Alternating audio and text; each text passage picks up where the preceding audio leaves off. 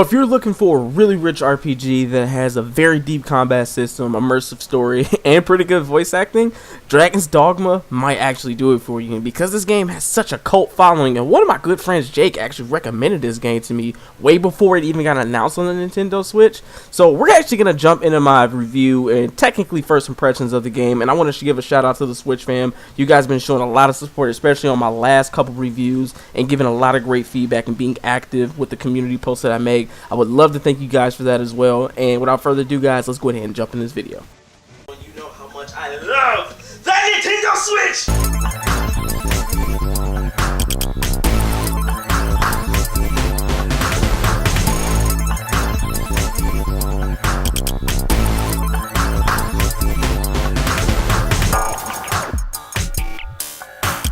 What's going on, Switch fam? It is your boy QKG, and today we're going to talk about Dragon's Dogma for the Nintendo Switch and give you guys my first impressions, because I was going to try my best to review the game the second I got it. I wanted to give my first impressions then, but I realized this game had a lot more to it than I thought. I thought it was going to be more of a linear story. You might have some side quests here and there, but to be perfectly honest with you, it kind of reminds me of Skyrim meets Monster Hunter, except when it comes down to Monster Hunter, like most of the either handheld versions really didn't have a deep story to it. Monster Hunter World actually did, but when it comes down to fighting the big monsters on a huge scale, this game has it covered. But it's not more of hunting down monsters. It has that more Skyrim feel to it, to where you're more of like a chosen one, and you're called the Arisen, where pretty much a dragon comes down, he messes everything up, snags your heart, eats it, and then you wake up and it's telling you, hey, come bite up on your boy if you want this work. So now you're setting out on this quest to pretty much get your heart back.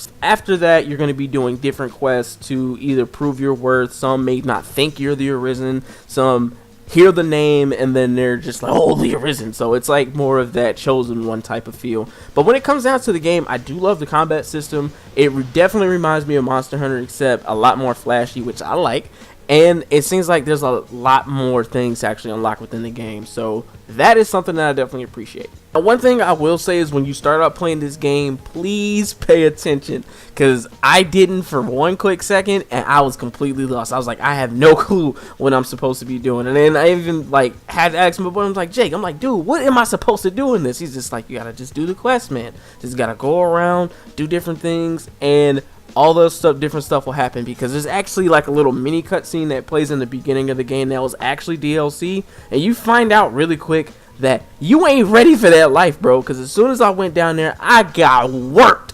So for that, definitely make sure you pay attention. So if you definitely see that mystery girl and she takes you to this weird island, do not go there yet. Please don't do it, because you will get handled.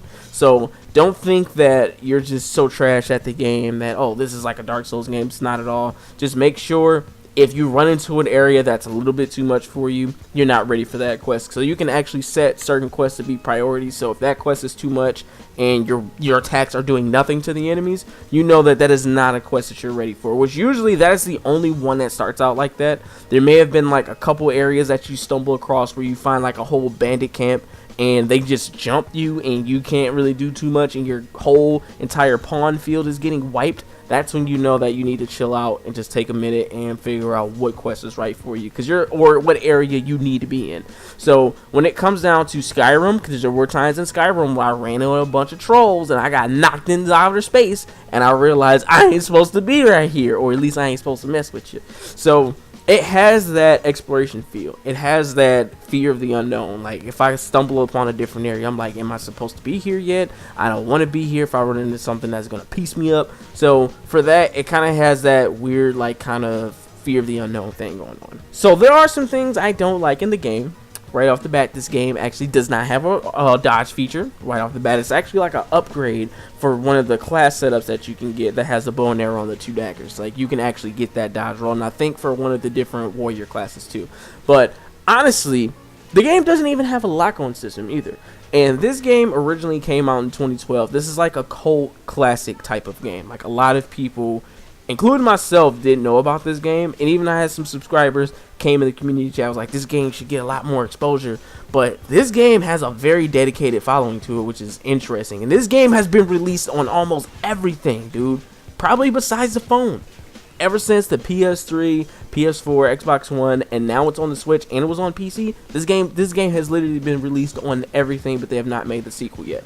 But the lock-on feature would have definitely been needed for sure. I would have loved it. But I see kind of how the gameplay was, and honestly, if it was not for Monster Hunter, me playing that on the Switch, I would absolutely hate this game because Monster Hunter did not have a lock-on system, but it made the gameplay feel a little bit more immersive. It made me feel like I was doing a little bit more, but there were times where I desperately wanted a lock-on system, and then there are so many other games that have it.